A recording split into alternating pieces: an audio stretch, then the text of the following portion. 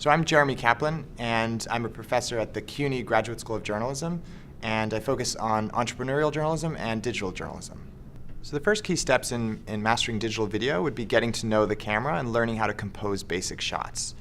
And as part of that, you want to first realize what not to do. So for instance, you want to try to avoid zooming and panning because those shots really aren't going to cut well into any piece, and they're going to make your video look amateurish. Second thing is to frame shots carefully and to think about the sequence of shots that you're shooting.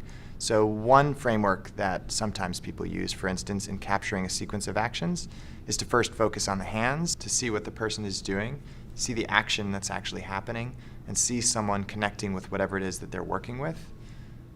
The second shot is the focus on the face. You want to see who this person is.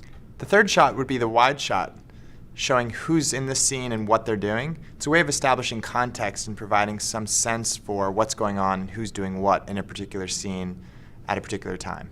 The fourth shot would be the over-the-shoulder shot, which helps the audience understand the perspective of whoever it is doing whatever they're doing.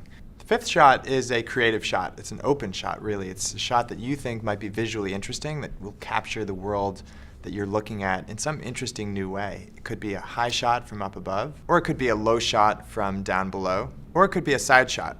One tip to keep in mind when you're shooting video, regardless of what kind of a sequence you're shooting, is that it's a good idea to hold the shots for a certain period of time that gives you basically enough room to edit out the material that doesn't work. So for instance, if you hold a shot for 5 to 10 seconds, you can cut out that 1 or 2 seconds when the person is scratching their ear or when they're making some sort of strange movement or sound. Once you've assembled your clips and edited them together, the next step will publish them. And these days, the primary ways to publish video would be through either Vimeo or YouTube. And once you've published those pieces, you can share them with the world through social media or through other outlets that you might use in your particular line of work.